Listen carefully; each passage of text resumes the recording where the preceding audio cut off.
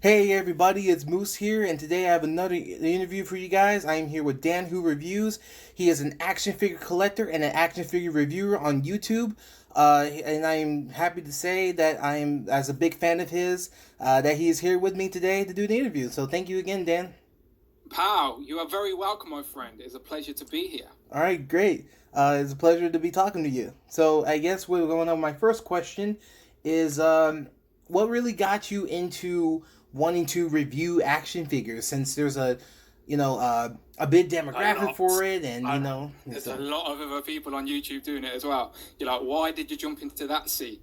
Um, I basically have always been a fan of action figure reviews online, as I've been collecting for such a long time.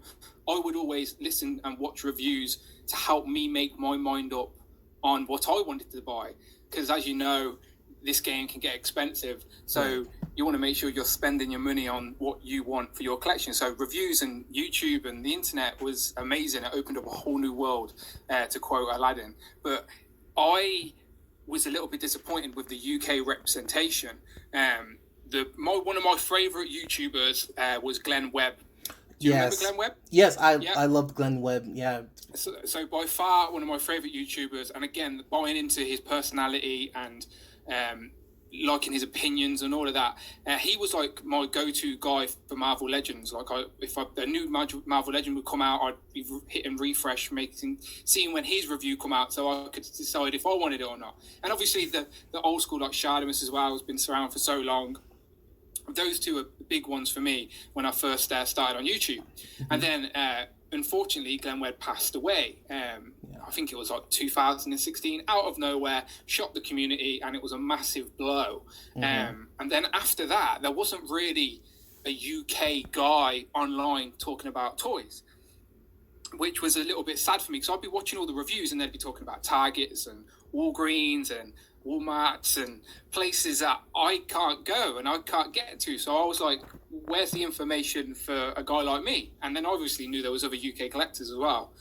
So I'd been doing music for full time as for a good couple of years, and I'd got into um, sort of making music videos, directing, and started to get real creative um, on making. I just wanted to be creative, and the music videos were a start for me to learn video editing software and whatnot and stuff like that. So that was when I realised I could do it, and I sort of wanted to fill that void, even though I could never fill the void Glenn Webb did. Of course not. I wanted to be a voice for the UK community, and I had all the equipment already, and I was buying toys already. So I thought, why not jump on camera and give it a go? So that's what I did. Right. Yeah. I think it's like you being inspired by Glenn Webb, and Glenn Webb was such an inspirational reviewer, and there's a lot of people in the community that looked up to him or that were close to him, and I think that you wanting to, in a way, honor that, and Of course, yeah. be that, I'm gonna give that representation, but also also being able to do your own things. So but I think that's great. I think wanting to do that is such a, and also just your message behind that is really powerful, and I can really get behind that for sure. So I'm happy that with the amount of followers you have on YouTube, I think that's great that you're growing and growing more each day, and I think that's great that your platform just keeps getting bigger, and you definitely deserve it for sure. I appreciate that, my friend. As I said, I could never fill the gap that and the void that he left. But he passed away in the August, and then by the December, I launched my channel. As I said, just in honor of the sort of energy he left behind. And as I said, you buy into the personalities, and he had so much charisma. And not a knock at other reviewers, but you do find some reviews are very bland and I don't want to say boring because they're informal at the same time, but Mhm. I like knowing more about the person behind the action figure or whatever they're reviewing. I'm like, well, why does he like it? Where's his passions come from? Right. So I just wanted to put my passions on camera, and because I knew I could edit videos and stuff, I thought I'd stopped doing music at that time as well. I'd sort of burnt out in regards to doing music videos and stuff. So I thought, let's put these creative juices into the action figure reviews, because as I said, I was buying them anyway, so why not? Yeah, you know what? Something I like about your reviews too is that, and I remember I said this too, also with the MCU collector as well, is that you are able to make it your own, and especially with a big spectrum of action figure reviewers, especially since, with Marvel Legends for sure, you're able to put your own spin to it, to where I can watch MCU Collector and be like, okay, that's how he formats his videos, and I can watch one of your videos and be like, okay, that's how Dan reviews, like, how he formats his videos. So it doesn't feel like I'm watching the same thing, and I feel like I can appreciate that, and I can also because that's kind of doing that kind of stuff is hard. It's a lot of people see reviewing. You have to be energetic, you have to be entertaining with it. So I can definitely, I do understand, that kind of like that, even though I'm not a reviewer myself, but I can understand the hustle and that passion behind that, because I'm also a collector, and which leads into my, like, one of my questions is what really got you into collecting figures. I'm really curious to know what like, if there was a person like on YouTube that like really was like, oh yeah, I really want to collect figures because of him or them, or was it just because you were around a certain era?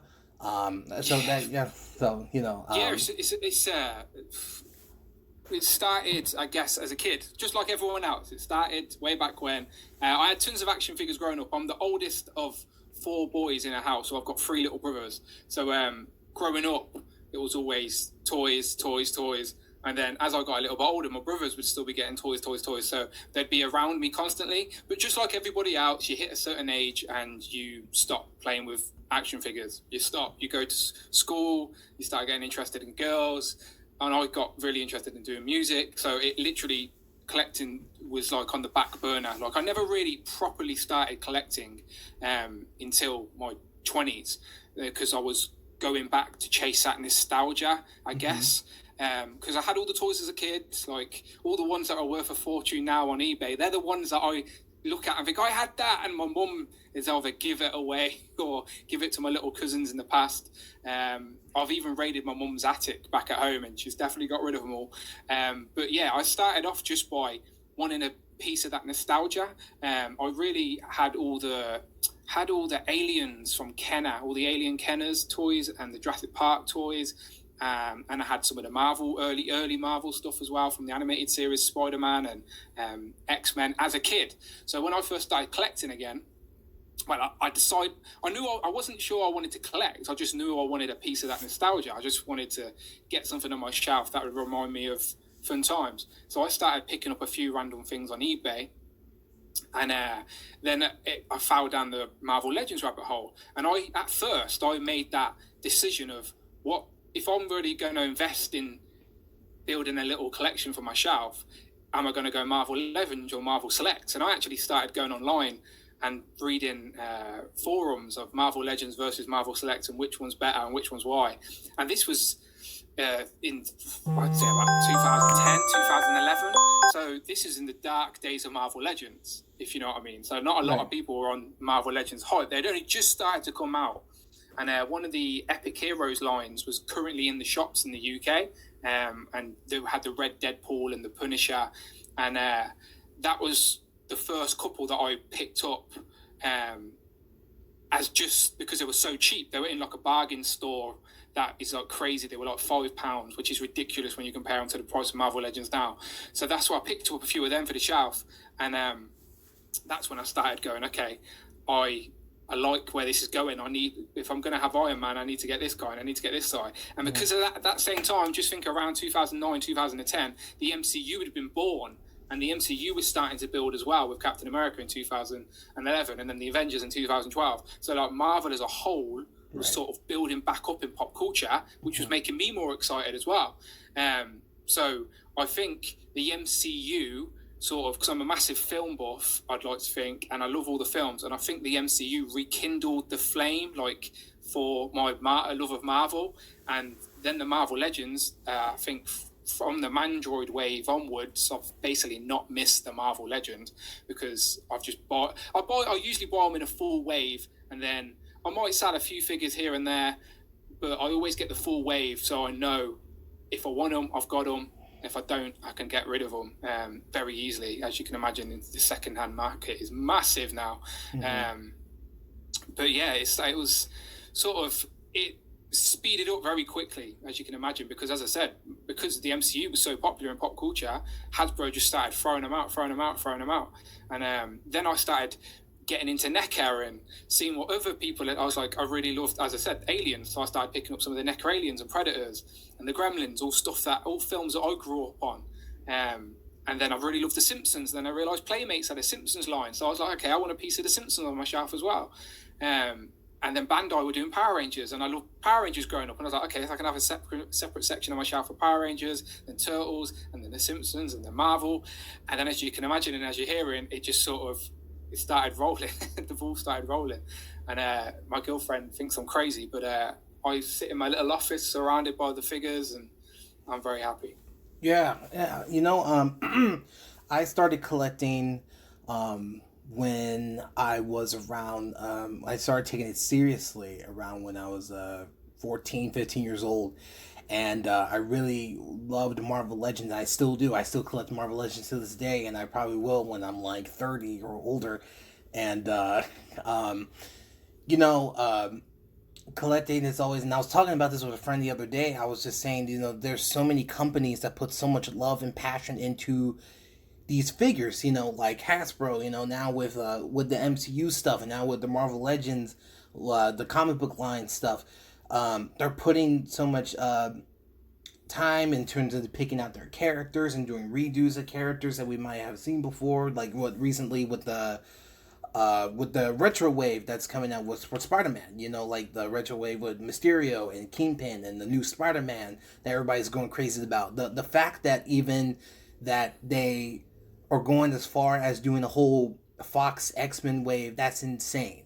We are in the golden age, my friend. Right, I've been exactly. saying it for a while. We're in, basically, how I think it is people my age. I'm in my mid-30s now, so people my age are now the people working for these companies making the toys. So everybody with the same nostalgia kick that I'm on are the people making the toys for these bigger companies. So that's why 30 years after the Turtles, we're getting all the Turtle NECAs, and the Power Rangers are constantly in pop culture because they're constantly evolving.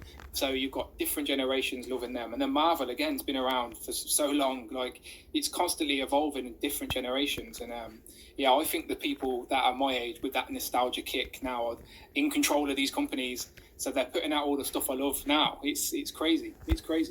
Yeah, you know, we truly are in a, so like you said, like a golden age of Marvel Legends and collecting, you know, like collecting in general. Yeah, especially like you mentioned, like NECA. I love collecting NECA, like the horror figures and like the turtles, and you know, there's so many like lines that are like, you know, like Mezco and Hot Toys, and you know, there's they're the ones I stay away from.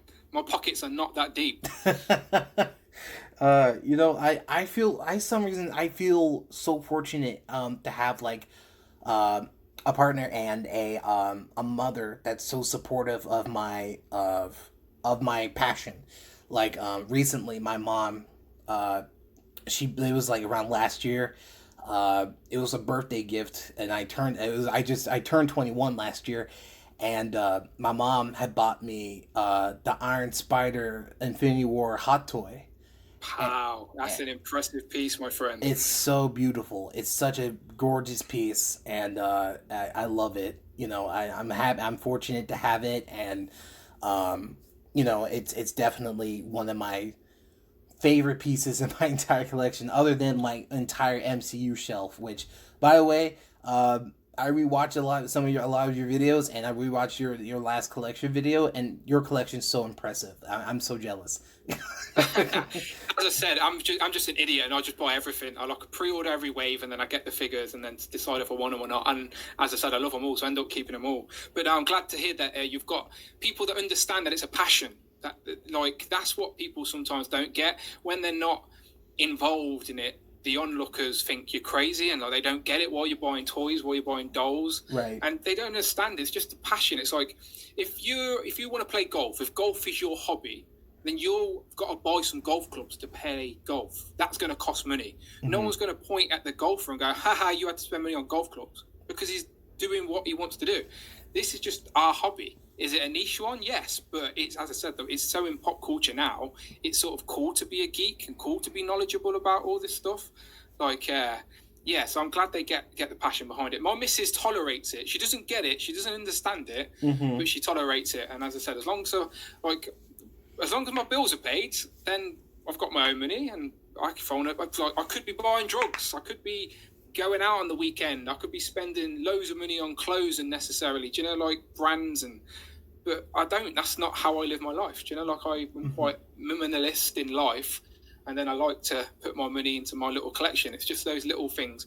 And as I said, as adults, you can't really play with your toys anymore. So the hunt, the thrill of the hunt and the chase is our way of playing with toys. Like when you want to try and track down that missing piece to the collection, or try and get a figure at the right price, that right. Thrill of going on eBay or searching all the websites and finally finding it. Do you know, like that's part of the adult version of playing with toys. And again, people who don't buy toys don't get that thrill of the chase and finding that holy grail and adding those extra pieces to your collection, or building a display or something like that. Like I love my little Hall of Armor from my Iron Man figures. Like I just sit and stare at it. And then again, I'm not a diorama builder or anything like that, but it's just my little piece to my collection that I put there, which I like. Yeah. You know, like one of my other favorite shelves that I have is my Spider-Verse shelf. I love Spider-Man. Spider-Man's my favorite superhero of all time. And, you know, I have just like and one of my favorite figures is, two. It's the Toy Biz, first appearance Spider-Man, and, the red and black one. And the other one is, I think this is a no-brainer. If you're a fan of Spider-Man, you're a fan of the Sam Raimi films, it's the Spider-Man 2 superposable Spider-Man. Yep, I know what you're. Yeah. You're that perfect age as well, where you grew up and Spider-Man, the film, the first Sam Raimi films were in the cinema as you were a kid growing up. You know, so that's like embedded in you the same way that the animated show is for me growing up. Do you know, it's like, again, it's hit that different generation because it's constantly in pop culture. But no, and again, I like the way that there's no rules in collecting. Like you just said, you've got an MCU shelf, a Spider-Verse shelf. You can display your figures any way you want. There is no rules, and I love watching other people's display videos or just talking about how you display and seeing other people's setups. Like, oh, okay, I see why you've put him there, but why is he there? And oh, okay, I get that. And you know, like you get inspired, or I just like how everyone has their own sort of adds their own flavor to their collection. Right, yeah, and that's something. You can all have the same figures, but everyone will have a different setup. There's no rules. Exactly. Yeah, that's perfectly sums up that's the cool part about collecting too, is that I like seeing other people's collections. I just do. You know, I really just enjoy seeing how people display them, and like if people get really creative with it. You know, they have really dynamic poses, or you know, or for you, like you have a lot of space, so you know, from your last video, from your last video showing off your collection, you use like LEDs and you have like a diorama, and that's so cool to me. You know, I eventually would like to get to that point, you know, where I'm having all my figures in like these cool display. I have all these cool displays, and But like for right now, I just have them kind of vanilla poses, but I'm still Oh, having. I'm the same. I'm the same. Mine are all just lined up like they're ready for a school picture. Because you get more on a shelf that way. I do love watching like The Amazing and Unparalleled Universe and people like that who get them in like crazy poses and Bug Nice, and all those people are so inspiring as well with the way that they pose their figures and take ACBA. I do not have the patience for ACBA at all. But I still see a cool picture and get inspired to try and recreate that pose on the shelf or something. But no, I completely get it. I completely get it. Yeah. So going on to my one of my last few questions is since you're part of the action figure collecting community and you probably know a lot of people in said community, so what would you have to say is one of the big benefits of being part of such a large community of people of action figure collectors? I consider myself such a small fish in this sea. Like I could say, because it's such a niche market. Let's say it's not really an ocean; it's more of a sort of pond.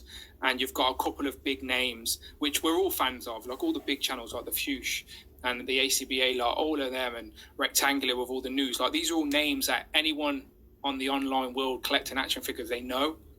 So I'm fans of all them, of course, but I still consider myself a little fish.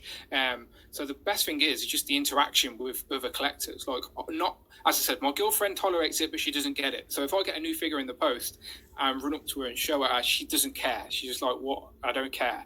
So like, and again, none of my friends, like close friends around me, are into collecting. Like again, they get that I do it; doesn't bother them at all. But like they're into my other hobbies like football or whatever. So again, I can't show my friends. My friends don't get it. So the online community is like my sort of release of all my excitement for getting new toys and sharing it and posting pictures. And I've made really good friends just through people on Instagram who I chat to regularly. Just talking toys, just talking like, what have you got? I've just got this. What do you think of this? What should I get this? And just that sort of meeting people with the same passion. So yeah, I guess so. It's just being part of that community of people with the same energy as you, I guess. Like as I said, when I get excited for a figure, I quickly jump on Instagram to share it, and then my inbox is people hitting me up going, "I want that," or "I've just got that as well," or "What do you think of this?" And again, that's my way of releasing my energy, is putting it in a video. Like that's my way of venting about toys. Like I love talking. I want to do a podcast eventually. I'm just finding the right time. Because that's like a lot of people, everyone has their own little speciality, and like as I said, people with the ACBA are maybe really good, but I like just talking. Like that's what I want to do. I just want to talk toys. So my YouTube videos, my reviews are my way of venting and talking about a toy out loud. As I said, I live in the house with the missus. We just bought a nice big house. So when I get a figure, I run upstairs to the attic where I've built my little studio for the time being, and rip it open, turn on the camera, and I talk to the camera just like I'm talking to all you, like I'm talking to you now, and try and engage in that conversation. Yeah, and I feel like I definitely get that sense of engagement and that sense of communication, with you, and having that, being able to talk about a common factor, which that is the collecting, and I think that with this community of action figure collectors, I think that what I love about it so much is that we all can we can we all have different opinions, but we all have the same passion. So and I feel like people like with Boot Next 10 or X Manny or Sharman's Prime or like those guys, seeing how they express their passion is what makes it worth it to me. I feel like being able to see people, and I remember I talked this about with MCU Collector, where people get into debates on whether the Toy Biz or Hasbro is better, or whether this version of Captain America is the best Marvel Legend or this one. But I feel like having those kind of conversations is fun, and I feel like if whenever you make your podcast, I think that will definitely be a fun factor and be fun to listen to have they have that sense of conversation and engagement. So I Yeah. think I think that and that's also an example. I think for you is when you did. Let me look at my notes here. Oh yeah, when you did your video talking about your top 10 Marvel Legends wish list, and I love those. I loved hearing people's wish lists and stuff like that, or people like figures they would want to be made. So like your comic book based one and your MCU one. I think stuff like that is always fun to see because I always like hearing like, oh, I wish they would get this figure and here's why, and always like hearing that kind of stuff. And by the way, I really do agree with that. A lot of the MCU lists, like we need a Quicksilver, but Yes, 100%. yeah, yeah. And then my next question is basically just what do you do? What else do you like? And you mentioned like a podcast that you want to work on. Is there any other type of videos that we can expect from you more in the future, or do you think we're going to be seeing changes in terms of your channel, or do you just see yourself like, oh, you just kind of take it one step at a time? Well, honestly, to completely honest, when I first made my channel, my own little milestone was 10,000. I thought if I get 10,000 on my own, that's going to be impressive, especially considering there's so many other reviewers online. Or how do I set myself apart? So I just tried to like stay professional, look professional, keep it all clean and neat and tidy, stay consistent. That's a key with YouTube. If you're not online for a few weeks, people will just start dropping off and forget you exist, unfortunately. And again, I added the who is he, who is she segment to my videos because that was always an element I wanted from other people's videos. I was like, okay, that's a cool action figure, but who is it? I don't know who it is. Right. So when I did my videos, I thought that's the piece I'm going to add to my reviews. But unfortunately, now I've moved house and I've got a different job and all of this, it's quite time consuming.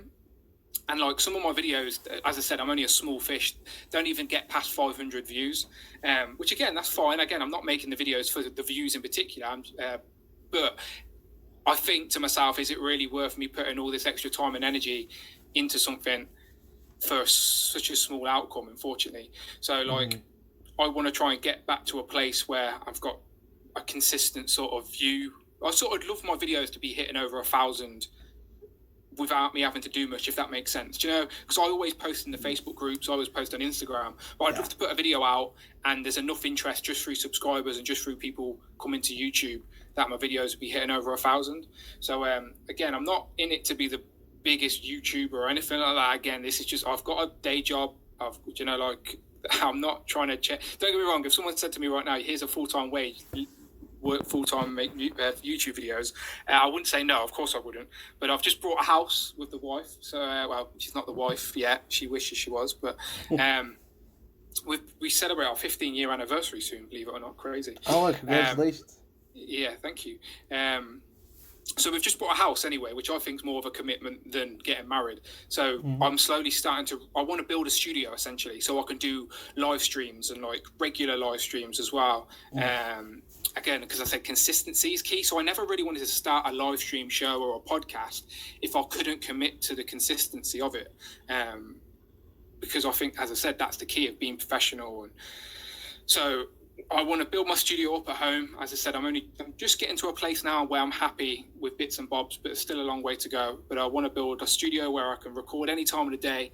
Because as I said, as you can imagine, being in lockdown at the minute, Mrs. is always in, and I always feel like a bit of an idiot recording when she's in the house. Because again, she don't get it, and I can be quite loud. I'm like, "Pal, welcome to the channel's there," and she's like, "Shut up," you know. So I want to like build a place in whether it's my garage or my attic where I can have my own little zone for doing videos. Gotcha. So I can do maybe live streams. As I said, a podcast. As you can tell, I love talking, so I do want to do a podcast, but it's got to be right. Just finding that niche, just finding what's different about mine. That, if you know what I mean, it's a crowded marketplace at the minute. The internet, anyone with a computer can do anything, which is such a good thing. Don't get me wrong, it's such a good thing, but it's very hard to stand out. So just consistency, I guess. Just keep putting out videos, keep the channel growing. Again, my expectations are not crazy. You know, like I'm not I don't think I'm going to be getting millions of views anytime soon. But just growth would be good. As long as the subscribers don't start going down, I'll be happy, I think. Yeah, the thing is, the thing is that I can I do relate to that in the sense where, I've been doing YouTube for a minute, and I'm trying to, I do like stop motion animation, and I do the interview stuff, and I've tried to do like different types of videos to see what would stick, but I really do think, like, for me personally, I'm just doing it, for fun, and I really, I really just like doing my stop motion animation, for example. I really like doing that because it's I'm also someone that loves filmmaking, and I'm actually in college to study in to be part of the film industry, and I love movies. I want to write one. I want to make my own short film one day, and hopefully make my own feature film one day. And so, like, if stop motion animation is the way to do it, and I feel like that's my passion for it. But also with the interview stuff, I feel like that is just kind of like something I started back on my first channel back in 2014, because I really like looked up to a lot of people. Like mostly everybody I've interviewed, I looked up to them in some sort of way, and I want to get to know them, and I want to be able for more people to know more about them.